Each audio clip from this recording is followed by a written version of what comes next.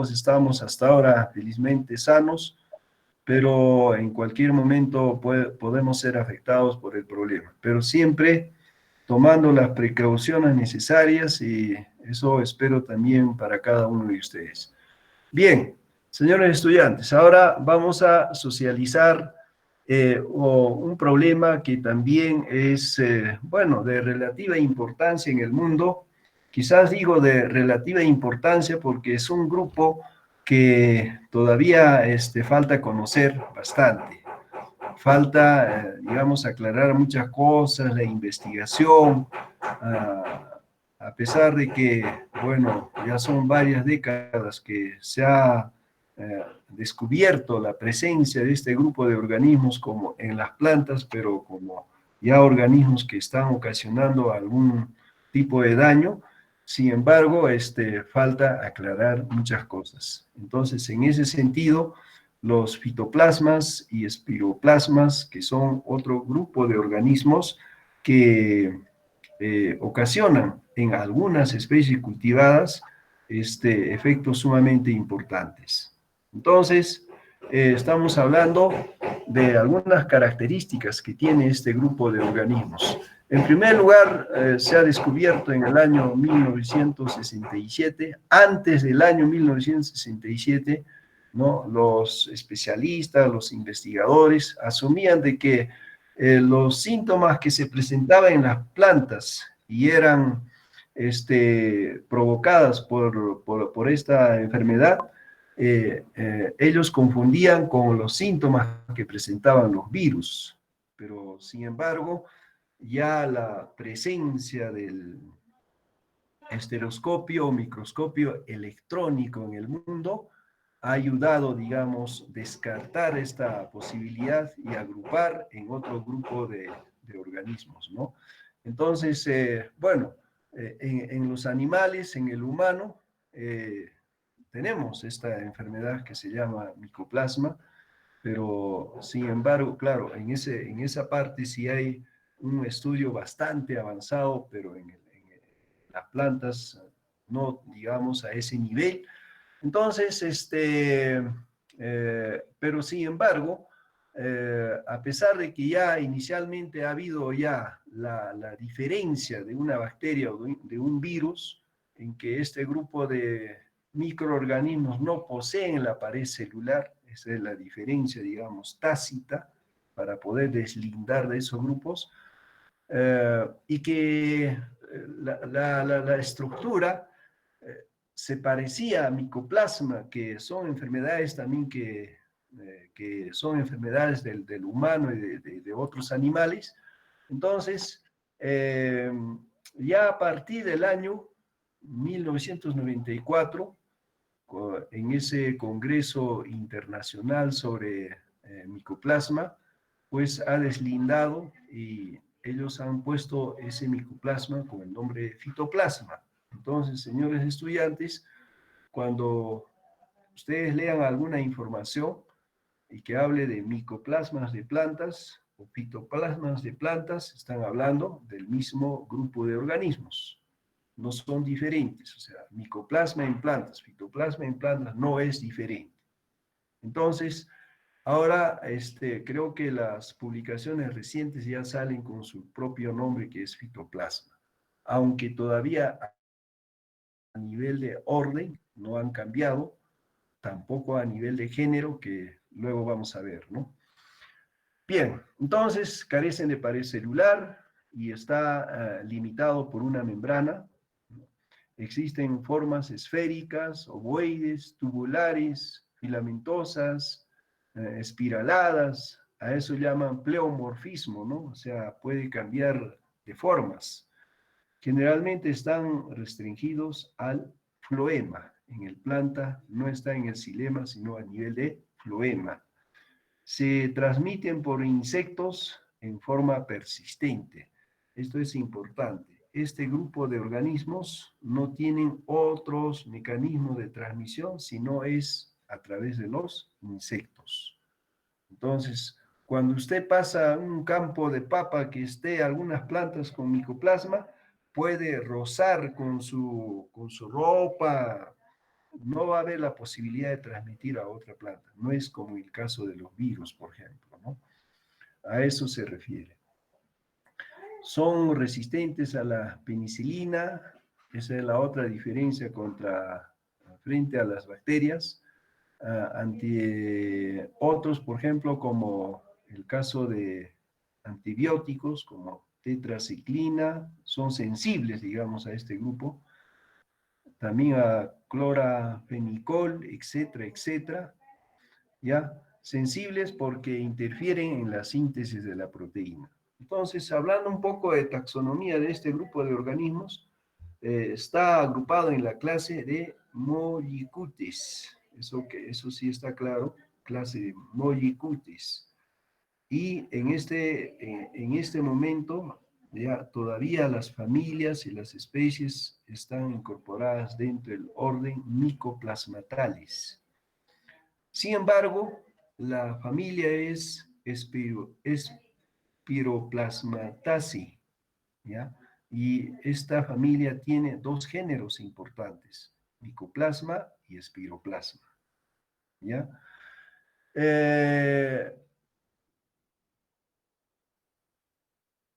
entonces, cuando hablamos de Mycoplasma, tiene sus características propias frente al otro género que es Spiroplasma. Claro que hay algunas estructuras similares, pero hay diferencias que marcan, ¿no? Por ejemplo, en Mycoplasma se ve generalmente la forma de esférica, ovoide, o irregularmente tubular o filamentoso, como ustedes están viendo ahí en las fotografías del lado derecho, que puede estar mostrando algunas formas, más que todo la forma tubular, alargada, ¿no? Circular, parte abajo de la fotografía inferior, algo un poquito más aplanado, etcétera. Y en cuanto al tamaño, de 175 a 250 nanómetros de diámetro, nanómetros, no es milímetros, nanómetros. No pueden ser aislados en medios de cultivos. Eso es una diferencia que marca también del género Spiroplasma. Si usted quiere extraer, por decir, de una planta enferma con micoplasma y quiere hacer un cultivo en el laboratorio, no va a ser posible. Eso ya ha demostrado sendas de investigaciones que han realizado los científicos. Son transmitidos en forma persistente por psicadélidos, algunos también por sílidos y delfácidos, que son insectos que pertenecen al orden Hemiptera, familia Cicadélide. Entonces, aquí el vehículo importante para la transmisión de la enfermedad son los insectos. Los micoplasmas se pueden multiplicar dentro del vector, claro, del insecto. Por supuesto, tienen esa posibilidad, por eso pueden ser transmitidos. No se transmiten por semilla. Eso es una información que un poco me trae a una duda porque yo no he trabajado mucho, digamos, en este grupo de microorganismos. Se encuentra a nivel de la savia, es decir, está en floema, en la parte, digamos, como tal, la enfermedad sería sistémico en la planta, en la parte de los tubos cribosos del floema, ¿no? Los micoplasmas no pueden ser transmitidos mecánicamente, eso es lo que acaba de comentar. O sea, mecánicamente no es posible. No podrían ser las herramientas de labores agrícolas, por ejemplo, una fuente de transmisión. El micoplasma genera perturbaciones floémicas en el transporte y la transferencia de moléculas energéticas y de las sales minerales, modificaciones en factores de crecimiento, fitohormonas, etc. Claro, como que la enfermedad está prácticamente en la savia y el conducto floémico, obviamente eso va a ser su rol, digamos, su rol que contra la planta porque va a obstruir la circulación de todos estos elementos, ¿no? Algunas especies de plantas tienen la gran capacidad de tolerar a esta enfermedad. Por eso no es una enfermedad común, no es una enfermedad generalizada. porque hay ciertos cultivos que van a presentar esa tolerancia. Entonces, en esta imagen, en esta diapositiva yo les presento, hay un conjunto de familias de insectos que son pues los que realmente promueven, diseminan esta enfermedad. Si no hubieran estos insectos, prácticamente la enfermedad quedaría localizada en algunos lugares y su posibilidad de diseminación sería bastante limitada, ¿no? Aquí en la parte superior hay 4 fotografías, son insectos que corresponden a la familia Cicadelidae, orden Hemiptera, ¿ya? Son insectos que pueden medir entre 3, 4, 5 milímetros, no son insectos grandes. Ojo, 3, 4 o 5 milímetros, ¿ya? Son insectos muy pequeños, diminutos. En la fotografía podemos ver grandes, pero son de ese tamaño. Y una particularidad de poder distinguir a los insectos que pertenecen a la familia Cicadelidae es, por ejemplo, ustedes observen, ¿no? Estoy ahí con el puntero. La tibia, toda la sección de la tibia está provista de una hilera de espinas o cerdas, podemos llamar, ¿sí? Esa es la característica importante. Y al otro lado también, entonces tendríamos un par de hileras de espinas en toda la sección de la tibia hasta la parte final de la tibia, o sea, donde va a nacer el pretarso.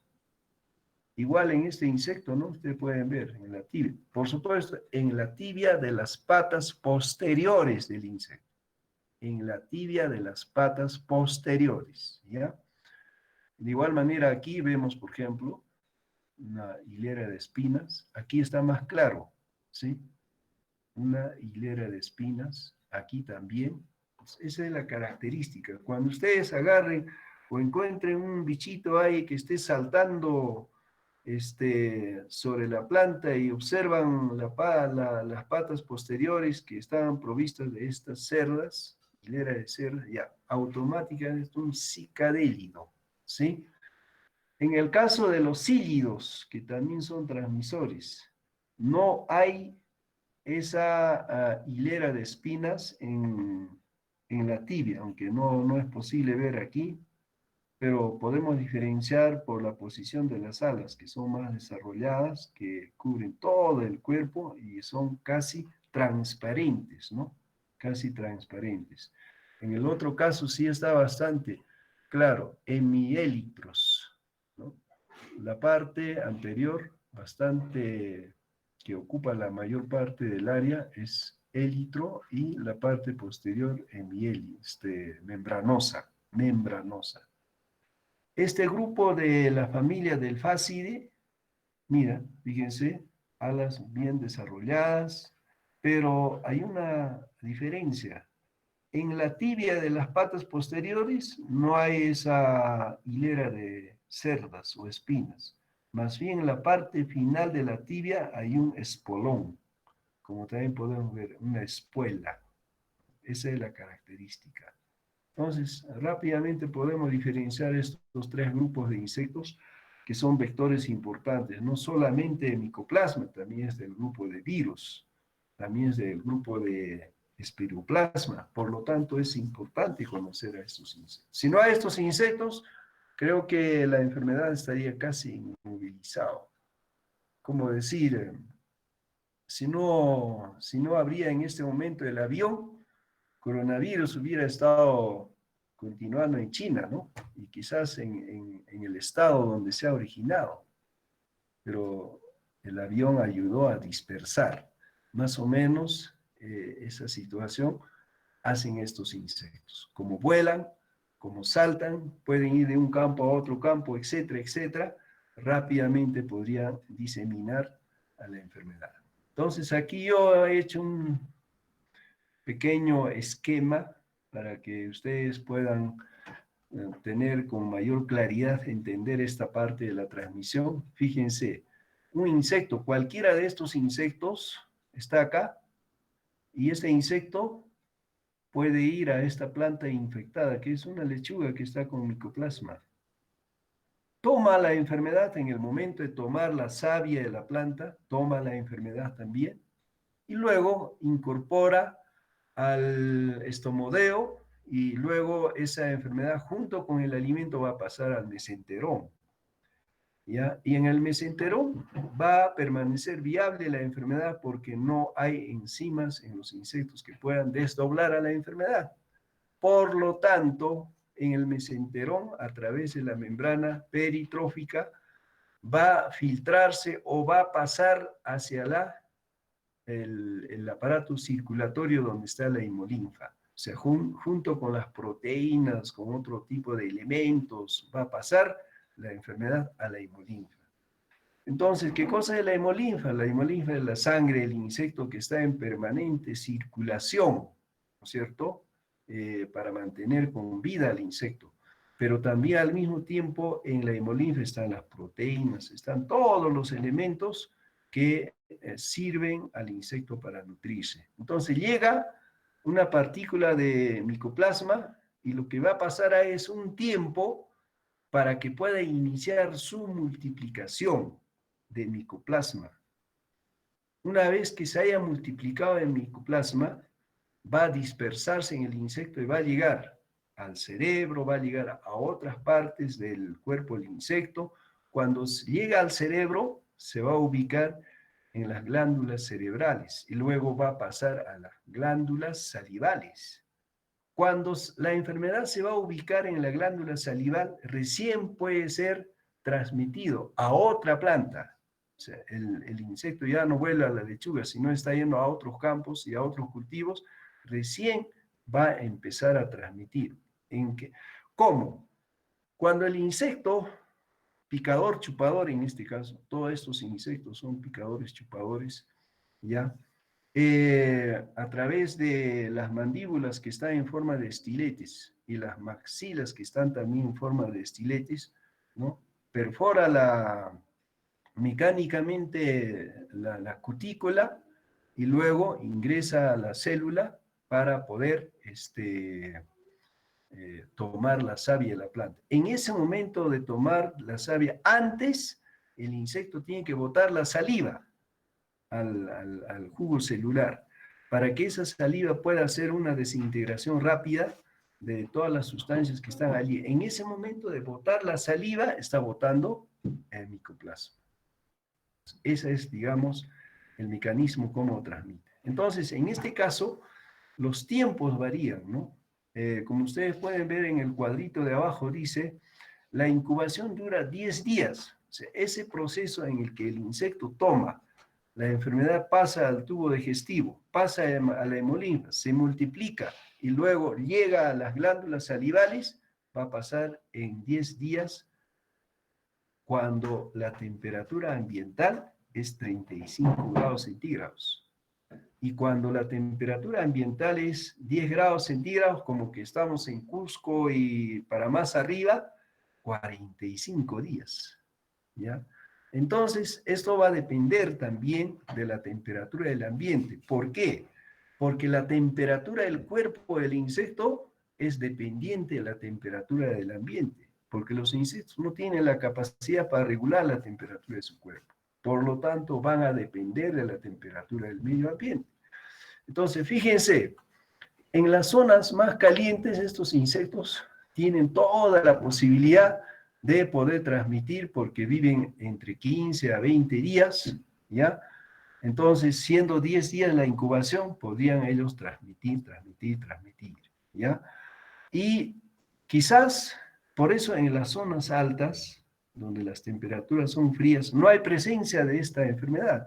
También el otro grupo de virus, que vamos a hablar mañana, pasado mañana creo, ¿ya? Porque estos insectos ya no están, ya no es su hábitat. O si están, fíjense, 45 días de incubación, estos insectos no viven con 45 días, viven menos tiempo. Por lo tanto, el insecto va a morir con la enfermedad antes de haber transmitido, ¿no es cierto? Esa es la situación.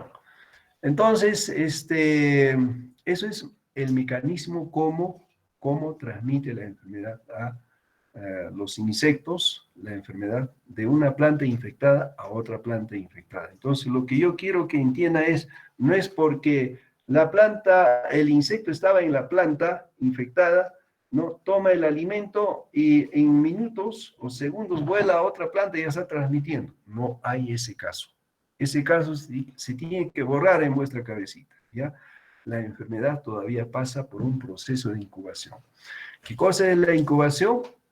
El proceso, el tiempo que va a llegar a la hemolinfa, y en la hemolinfa va a pasar un tiempo, ¿no es cierto? El proceso de multiplicación de la enfermedad, y a partir de ahí, hasta que llegue a las glándulas salivales, son los tiempos, y probablemente los investigadores ese tiempo han determinado 10 días para estas características de la temperatura, y en el otro caso también.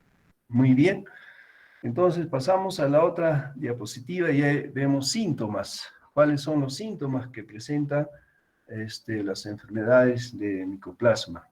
Primero, amarillamiento gradual y uniforme de las hojas. Como pueden ver aquí al lado izquierdo, una planta que está presentando forma viriscencia o frondiscencia. En Isabelita se llama esta planta, ¿no? Como pueden ver acá algunas hojas. Arriba en fitoplasma, eso hay que corregir, es fitoplasma en rocoto, por ejemplo, ¿no? Las hojas se inician y se van a homogenizar, casi afectando a todas las áreas. En el otro lado también, en cítricos, más que todo, no, casi no hay amarillamiento, pero como que hay, digamos, proliferación de hojas y ramas a manera de escoba de bruja, ¿no? Más abajo podemos ver en la lechuga y aquí en la palma aceitera, ¿no? El amarillamiento de las hojas basales, luego va avanzando a la parte superior. Entonces son síntomas de micoplasma. Y como dice acá, algunas veces acompañado de enrojecimiento, como se está viendo, hojas más pequeñas, arrosetamiento, como vemos aquí en Isabelita, en la lechuga también, un poquito en los cítricos, enanismo, de hecho que las plantas con micoplasma no crecen, no terminan de crecer a la altura normal que debe tener una especie.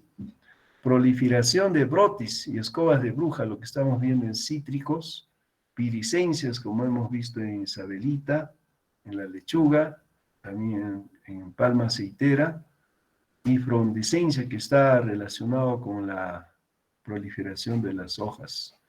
Entonces, esta enfermedad más está ubicada, fíjense, en árboles forestales. Muchos árboles forestales pueden estar con micoplasma, pero como que no va a matar rápidamente a estas plantas, generalmente no tomamos importancia y por ahí está la enfermedad, ¿no?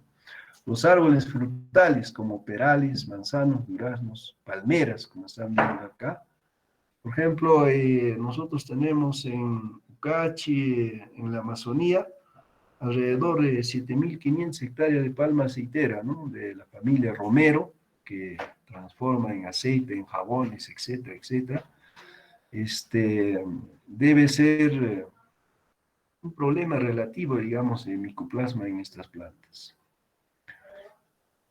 Plantas ornamentales, en plantas cultivadas anuales en solanáceas y cítricos. Por eso, Wallace, ya despierta, Wallace, tienes que darle una mirada a estos síntomas y probablemente tengas algunas plantas con micoplasma, probablemente, pero espero que no, ¿no es cierto? Y si hubiera, entonces hay que manejar, y más luego vamos a hablar de qué prácticas podemos realizar. Espiroplasma es el otro género, varía en forma desde esféricos y ligeramente ovoide, y pueden medir de 100 a 240 nanómetros, hasta helicoidales que miden de 120 nanómetros de largo y 2 a 4 nanómetros de ancho. Pueden ser aislados desde sus hospederos, reproducidos en medios de cultivo.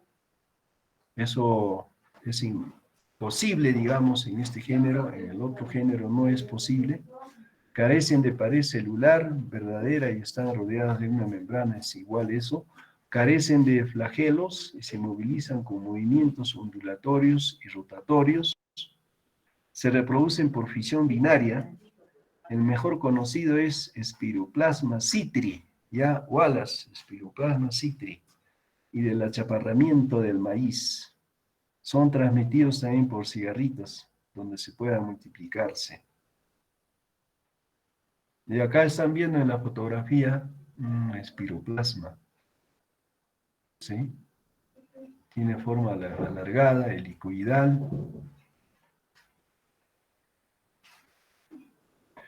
Y en este caso, espiroplasma en maíz, ahí está. Hay una especie de insecto cicadélido, de la familia cicadélida, que es el Dalbulus maides, que está acá, que es el vector casi específico de micoplasma en el cultivo de maíz. Bueno, esto reporte de acuerdo al Centro de Investigación de Maíz y Trigo, llamado CIMIT, que está en México. Yo estuve una temporada, 6 meses en CIMIT, en México. He constatado el laboratorio de producción de psicadélidos, trabajos de muchas líneas de maíz buscando la tolerancia a espiroplasma, etcétera, etcétera. Entonces, creo que es uno de los centros que ha avanzado bastante en cuanto a la investigación de la enfermedad llamada pucaponcho, ¿no? Entonces, la enfermedad de espiroplasma en maíz está distribuida en todo el mundo. Los países latinoamericanos son ampliamente presionados por la enfermedad, es decir, San Salvador, Nicaragua, todos los países de Centroamérica están altamente infectadas de esta enfermedad. En Cusco, esta enfermedad es importante en cultivo de maíz, por supuesto. Los maíces cultivados en valles interandinos, por debajo de 3.000, son más propensos a la enfermedad, por presencia mayor del insecto vector que se llama Dalbulus maides. Ojo, 4 a 5 milímetros, no más. 4 a 5 milímetros de tamaño del insecto. El Valle Sagrado, Limatambo, Paruro, Acumayo son zonas de mayor influencia de la enfermedad. Si la fluctuación de las lluvias y de la temperatura son favorables para la mayor reproducción del insecto vector, habrá mayor incidencia de la enfermedad en el cultivo. Entonces, la presencia de la enfermedad va a ser dependiente, va a ser condicionado por el insecto. No descarto el Valle de la Convención, también está la enfermedad, pero quizás el maíz que se siembra allá, que es el maíz duro, es un poquito más tolerante, digamos, a la enfermedad.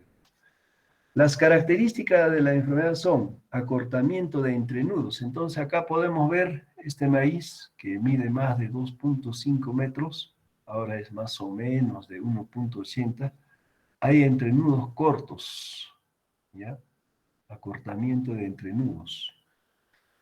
Y luego las hojas de color púrpura rojiza, como están viendo, patético en la planta.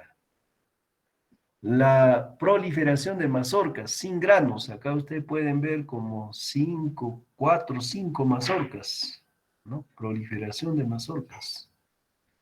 Y además yo puedo agregar, de acuerdo a los muestreos que he hecho en Valle Sagrado, las plantas con espiroplasma, pucaponcho, ya cuando uno evalúa a nivel de raíces, el desarrollo de las raíces es bastante pobre frente a una planta sana, ¿ya? Estos síntomas aparecen en la planta a partir de la hoja 9, cerca de la floración y presencia de estigmas, ¿ok?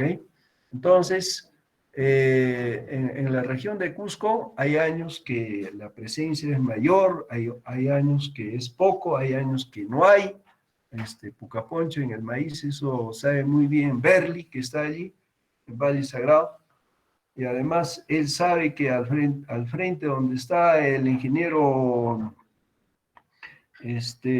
San Román, San Román nunca se ha quejado de pucaponcho en su cultivo y todos los años siembra maíz y es monocultivo, ¿ya? Pero parcelas aledañas, sí, algunos años presentan esta enfermedad. Tiene su razón, ¿por qué? Vamos a comentar.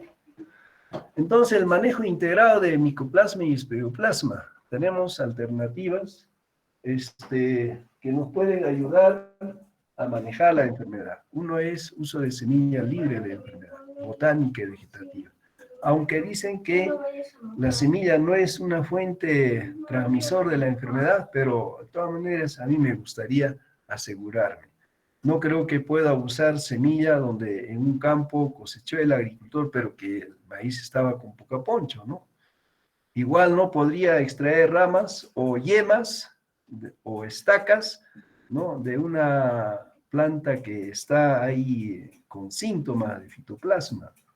Entonces, si alguna información dice que la semilla no es transmisor, no sé qué tipo de semilla, pero uno tiene que asegurarse antes de lamentar. El tratamiento con temperatura, esta es una información importante. 30 a 37 grados, no es 3037 grados, es 30 a 37 grados por varias semanas, que puede ser aire caliente. O sea, si nosotros sometemos la semilla a un ambiente con esa temperatura de 30 a 37 grados por varias semanas, podemos hacer que la enfermedad desaparezca en la semilla. Tratamiento con agua caliente a 30 grados centígrados de temperatura de agua, 72 horas. Sumergimos alguna semilla, probable que la enfermedad desaparezca en la semilla. Pero a 50 grados centígrados podrían ser 10 minutos. Por decir, si tengo he recuperado semilla de un campo de maíz donde estaba el pucaponcho, y yo quiero asegurarme, podría yo sumergir, ¿no?, a agua caliente con 50 grados centígrados durante 10 minutos los granos del maíz, y estoy asegurándome de que no está la enfermedad. Bueno, estos son, digamos, pruebas que se han hecho en otros países. Nosotros podríamos validar esta información bajo nuestra realidad. Ojo, ustedes como agrónomos permanentemente tienen que investigar, tienen que hacer validaciones de algunas tecnologías, como en este caso. En valles interandinos para maíz, respetar las épocas de siembra. Y eso saben los que están de Valle Sagrado. A ver, no sé si estará Flora Misme, está Berli, ¿no? Cuando uno adelanta la siembra, hay mayor probabilidad de que en el cultivo se va a presentar el pucaponcho. O cuando uno retrasa la siembra, igual. Entonces, los agricultores saben que sembrando maíz en su época normal, hay menos probabilidad de que haya presencia de pucaponcho. Y eso está relacionado con la presencia del insecto vector, ¿no? Suficiente cantidad de nutrientes en el suelo. Esto es una cosa importante, señores estudiantes. Plantas bien nutridas, plantas tolerantes a micoplasma y espiroplasma. Eso sí está comprobado a través de muchas investigaciones. Plantas más nutridas, plantas realmente susceptibles a la enfermedad. Entonces, en caso de cultivos perennes, como el caso de frutales, palto, mango, etcétera, etcétera, café, si nosotros incorporamos en el momento de hacer la plantación definitiva buena cantidad de nutrientes y además ponemos un poco de vacuna que son los tricodermas, otros hongos como Beauveria, etcétera, etcétera, realmente estamos asegurando de que esas plantas, aun cuando haya llegado micoplasma, va a enmascarar la eficiencia de la enfermedad en la planta. Es realmente importante. Por eso, cuando hace poco he mencionado, en el campo de este señor San Román, ¿qué hace en su campo? Todos los años incorpora la chala al suelo, a más de que incorpora también la materia orgánica y todavía incorporan fertilizantes. Entonces el suelo dispone realmente de nutrientes suficientes para que la planta pueda tomar adecuadamente y en las cantidades que necesita. Entonces, una planta bien alimentada probablemente tiene muchas defensas contra esa enfermedad y va a enmascarar. Aún la presencia de la enfermedad no va a mermar, digamos, su desarrollo y su producción. Eso es importante. Riego de parcela en las noches. Más que todo, ¿para qué? Si uno riega el cultivo de maíz en pleno sol, ¿qué va a ocurrir? Va a haber un cambio brusco de temperatura en el suelo. Y cuando las plantas de maíz se someten a ese cambio brusco, la planta se va a estresar. Y la enfermedad espera ese estresamiento de la planta para poder aumentar la infección. Entonces, es recomendable que en zonas donde hay presencia de espiroplasma, que el riego se puede hacer en las noches, en lo posible, o en las tardes, o en las mañanas, etcétera, etcétera. Aplicaciones bueno, esto es relativo. Ustedes no pueden imponer al agricultor, pues, ¿no? Pero en lo que se pueda hacer, que se haga. Aplicaciones de abonos foliares en base a fósforo, potasio, magnesio y calcio, sumamente importante, ¿no? Para poder fortalecer la nutrición de la planta y que pueda ser más tolerante a la enfermedad.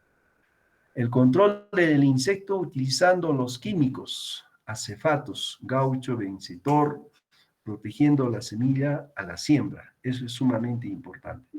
Hay agricultores que utilizan insecticidas. Por ejemplo, en Valle Sagrado es frecuente observar que los agricultores mezclan con algunos productos fosforados.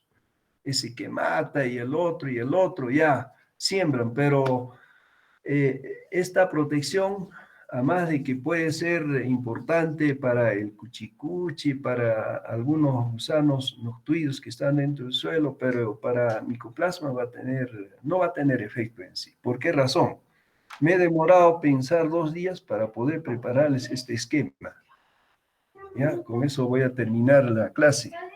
Entonces, escuchen, y es la primera vez que voy a soltar este esquema que seguramente los agricultores con ninguna dificultad me van a entender. Primero, sabemos de que el insecto es el vector. Va a tomar la enfermedad de la planta infectada con espiroplasma. Y este es el insecto Dalbergus maíz, que mide 4 a 5 milímetros. ¿Ok? Entonces, en el primer caso, si el insecto infesta el campo de cultivo en los primeros estadios de desarrollo del cultivo, hasta que esta plantita tiene ya 6 hojas, 8 hojas, entonces, si el insecto infecta, inocula la enfermedad a las plantas, esta enfermedad va a prosperar en el cultivo.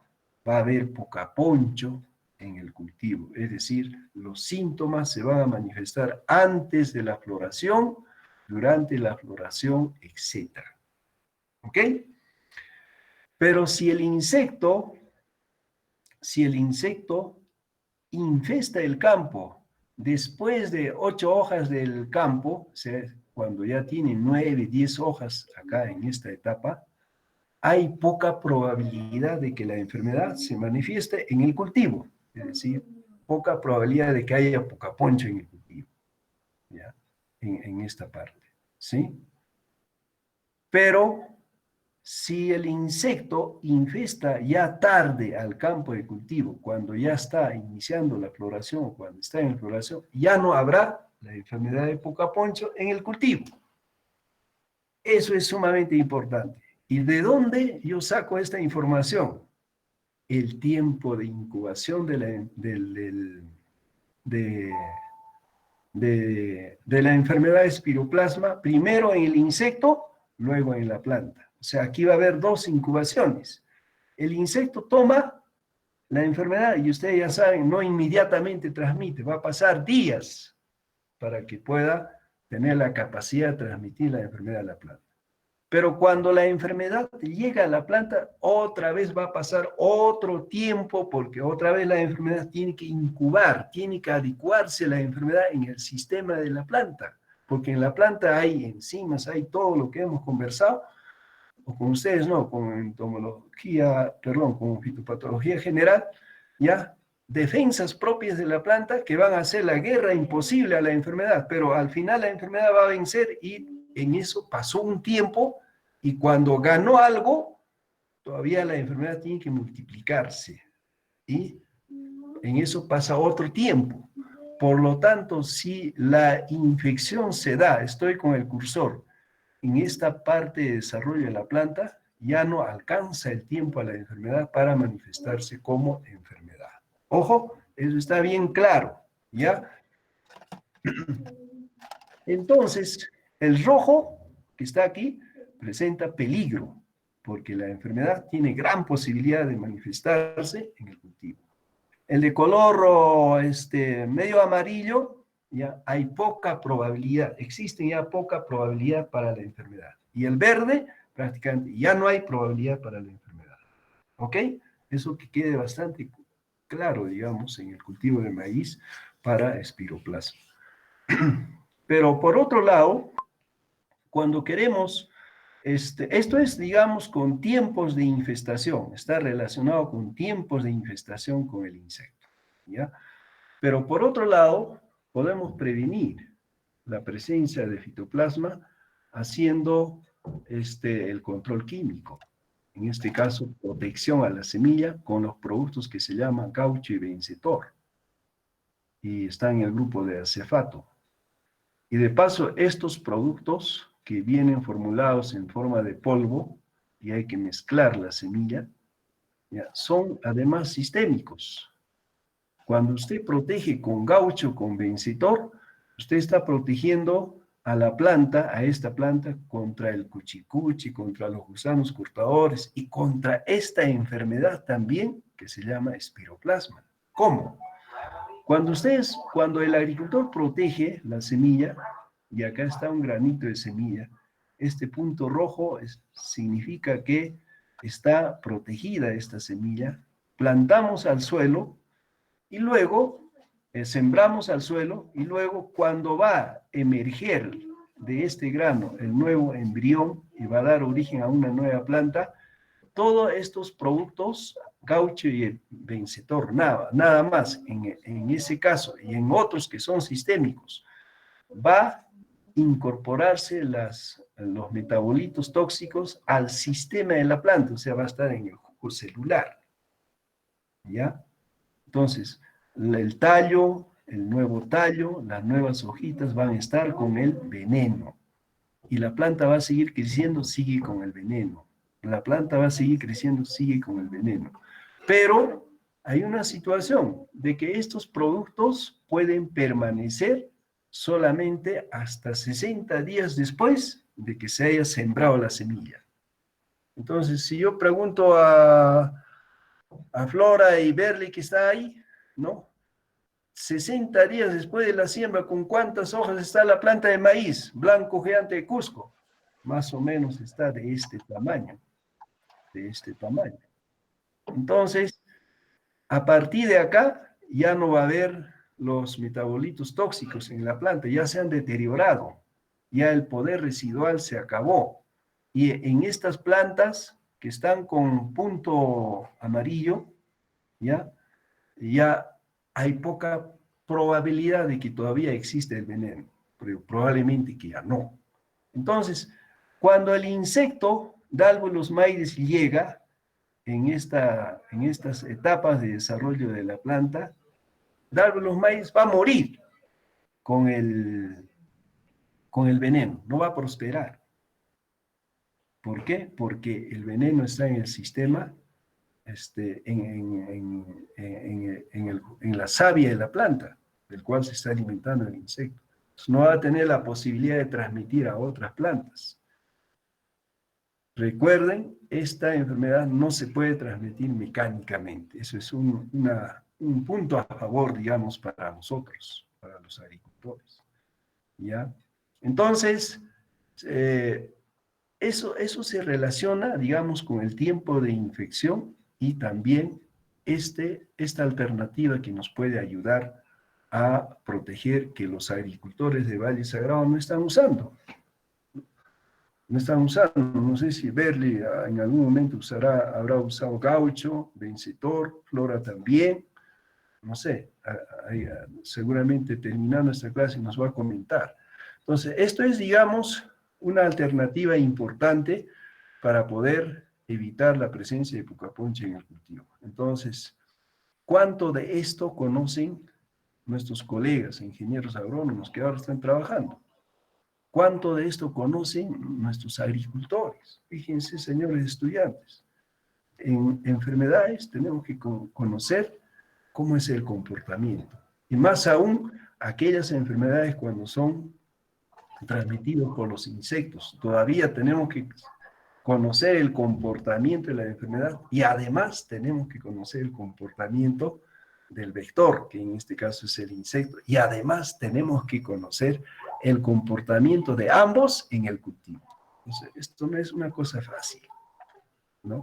Y espero que esta información primigenia que yo estoy lanzando con este esquema, ¿no es cierto?, que les haya permitido entender, ¿no?, sobre estos comportamientos y que les quede claro, ¿no?, cómo es el pucaponcho en el cultivo de maíz.